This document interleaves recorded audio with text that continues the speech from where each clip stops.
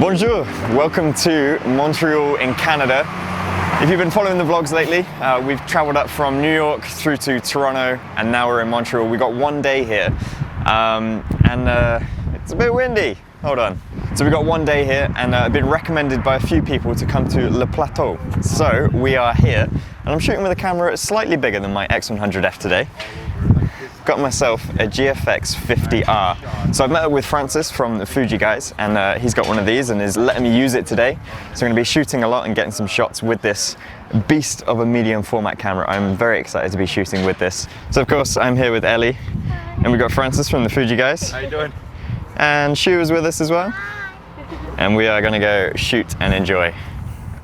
So the GFX 50R, this is the rangefinder style of Fujifilm's medium format range. So the GFX 50S came out, I believe, a couple of years ago. And this is just different form factor, slightly smaller. In terms of medium format cameras, this is actually really small. So it doesn't have the bulky sort of like back to it like the 50S does. The viewfinder is in rangefinder style rather than on top in the center. Essentially, this looks like an XE3 on probably steroids that you can't get over the counter. It is a beast of a camera, but surprisingly, it feels kind of compact. Like if you were to come from say like a Canon 5D whatever, it's really, like realistically, it's no bigger.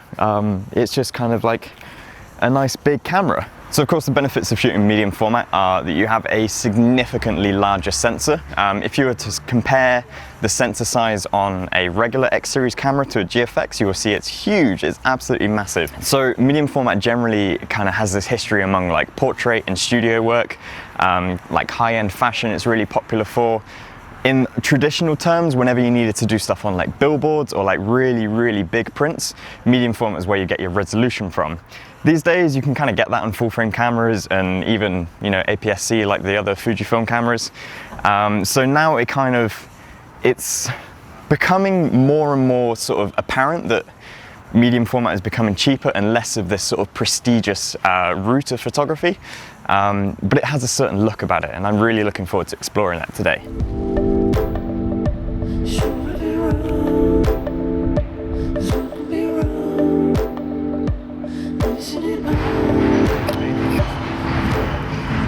I'm going to use it first and then I'll share some thoughts on what I think about it and just kind of get to grips. So just to point out, I'm using the 45mm at the moment. This is the 45 f2.8, which if you were to compare focal lengths, it's kind of equivalent field of view of what you would get on a 35mm full frame. So it's kind of around the range that I like to shoot in anyway. And it's just great to get a 2.8 on a camera of this size. In terms of weight, it feels pretty lightweight. It feels lighter than how it looks, but it doesn't feel super light, if that makes sense. Like it's comfortable to hold. And of course, it's also got a flip out screen, so you can get nice angles and things, similar to how you have on the XH1 and the XT2, 3 and whatever.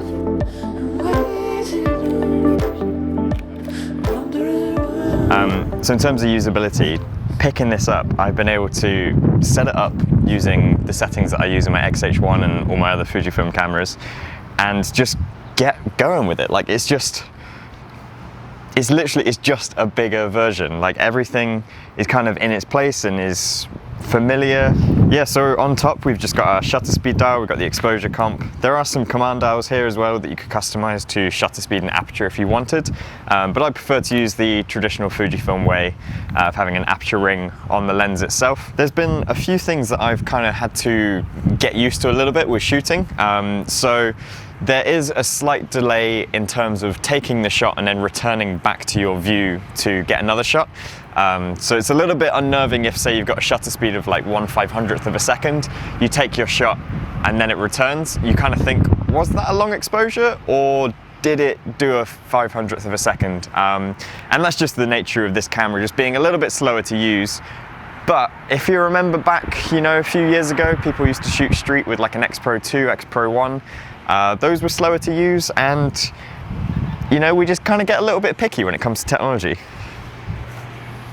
So similar to the XE3, there's no D-pad dial, there's no directional pad here. It's just the thumbstick. and then the same sort of touchscreen. So I'm a big fan of the thumbstick. I'm glad it's here, but on this size camera, I probably would prefer to just have that D-pad as well, similar to what I have with the X-H1, just so that you can quickly cycle through menus and stuff. It's not really a deal breaker, it's just, I don't know, I just kind of think if you're paying so much for a camera and it has, you know, so much going for it, I don't really want to see things being removed.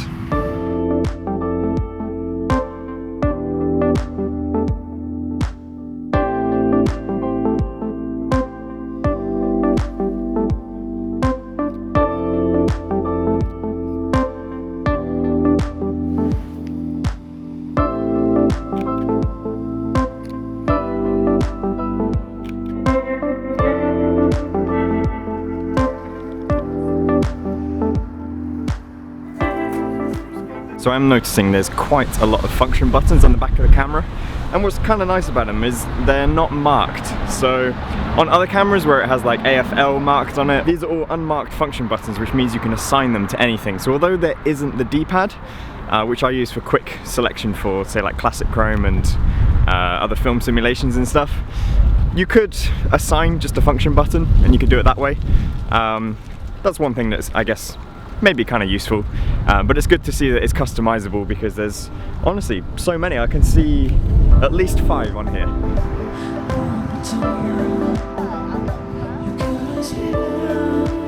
Alright, we're now going to drive up Montreal, which is that little hilltop mini mountain thing, and hopefully get a good perspective of the city.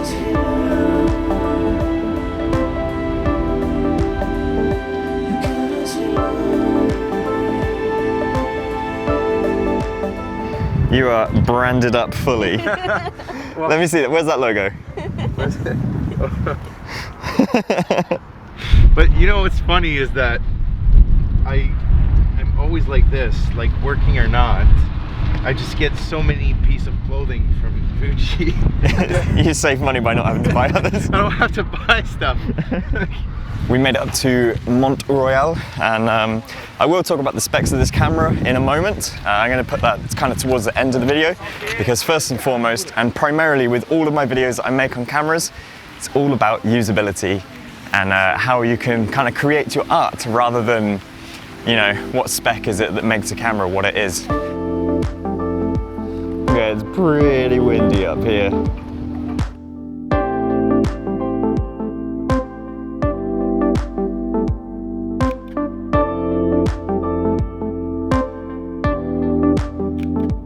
Alright, so Francis, what lenses have we got with us? Oh, we just got film. Oh, we just got insects.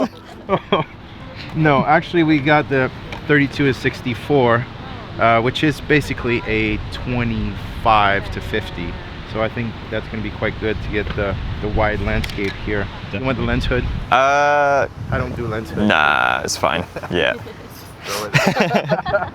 So I think this is going to be a good test for the GFX actually, in this wide lens, to see the details and all these windows and just a lot of details back there, so you can zoom in 100% and really pixel peep. Try that. Sweet, thank you. It's actually got quite a small filter thread, doesn't it? Is that 62? That's weird that 62 is like quite big, but on this size lens it makes it look small. Okay, thank you. They're used to be roughed around. All right, so this is a 32-64 f4.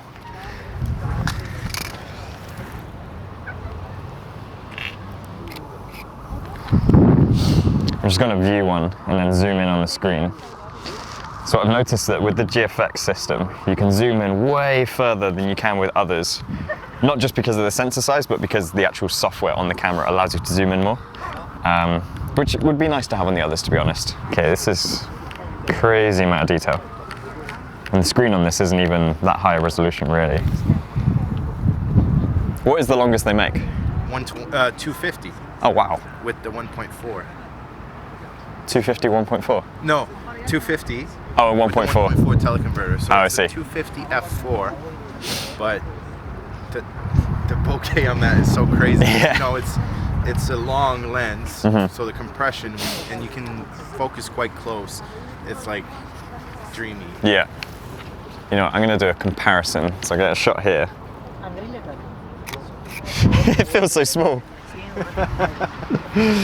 Alright, so I'm just going to get a comparison shot. This is my X-H1 with the 23 f2. I'm going to use the same settings, get a shot of a similar sort of view, hopefully match it up as close as possible.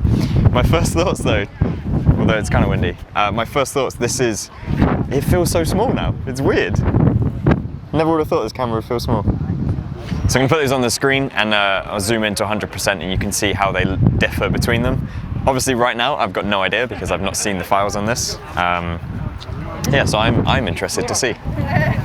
Just come to another viewpoint that's overlooking towards I think it's the east in the Olympic Stadium.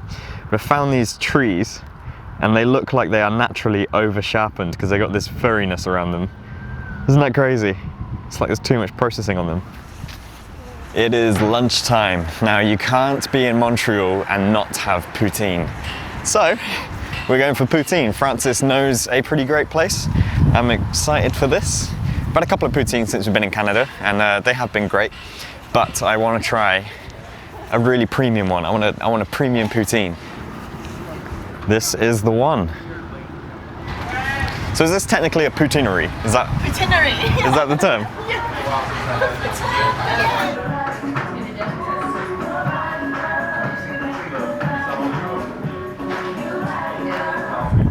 See, the trick with squirrel photography is you got to get as low as possible. Private photo shoot. He's like, look, I'm cooking, give me a drink. This is where the flip out screen is very useful as well. Yeah. He's gone. You must have one. Look at the detail on that. Yeah. Focus was about 3 out of 4 shots. They move pretty fast. So let me run you through the GFX 50R. So this is a 51.4 megapixel sensor. It is a huge sensor in comparison to full frame and APS-C, the APS-C that you'll see on other X-Trans cameras. As I've mentioned earlier, it is just like a big XE3. So it's got pretty much all the same controls. There are a few nuances and a few differences between them. Okay, so for size comparison, I've got ELLY's XE3 here. So this is the GFX 50R and this is the XE3. So it kind of is, you know, this was us before lunch, this is us after poutine. It is exactly that. So in terms of the usability between these, they are kind of like two brothers, just one's a little bit chunkier than the other. The buttons are in very similar placements, the whole sort of dial system. When it comes to just picking it up, as I did earlier, I can just, you know, go ahead and use it. In the grand scheme of things, when you look at them, like, yes, this is bigger, but it is by no means massive. This is also, remember, a very small camera and incredibly portable and discreet. This is just kind of a bit larger, but really, is it any larger than a DSLR that we were used to? Not so much. Some things that I'm really liking on here. I like the change in the focus from single to continuous to manual being on the back rather than on the side or the front of the camera. It's actually really nice to have. I like that there's an exposure comp, which I'm missing on my X-H1. There's a few things that I've noticed that are brought over from, say, the X Pro 2, but improved. So I've enjoyed shooting with this today. It's been, you know, a fairly quick first impressions on it, but I think I've got some decent shots. I'm really looking forward to seeing the files later. In terms of usability, it's just like a bigger street camera. Like, that's literally the best way I can put it and the most accurate way. It's so familiar to use, but really enjoyable, just like the first time I ever shot with an X Pro 2. It's maybe not the camera for me. It's still probably not a fast enough camera for this type of style that I do shooting with, but it is a huge step in the right direction. It's a massive leap, you know, the whole GFX system as it's kind of grown over the last 2 years and what they've announced with the GFX 100. There's a lot coming, and I look forward to seeing how, like, the price just drops down on it and the quality just improves and the size is kind of always being reduced and stuff. So I'm going to wrap this up here. Thank you, Francis, for having this. I had better give it back to you. Oh. And make sure you do go and check out the Fuji Guys on YouTube and across all social as well. Huge shout out for doing that. So did you enjoy it? I did. Excellent. It was, yeah, incredibly enjoyable for such a short amount of time as well. Yeah. It was kind of a last minute thing, right? Yeah. But at least you'll get to pixel beat on these beautiful files. Mm-hmm. And don't forget your strap. Oh yeah, we should get that back. Yeah, I won't steal it. 'Cause, you know, I don't like straps, so you can have it back. Maybe I'll just give this to someone, auction it on eBay. All right, is it still going? Yeah. Cool, that about wraps everything up. Thanks for watching everyone. Catch you later. See you in the next one.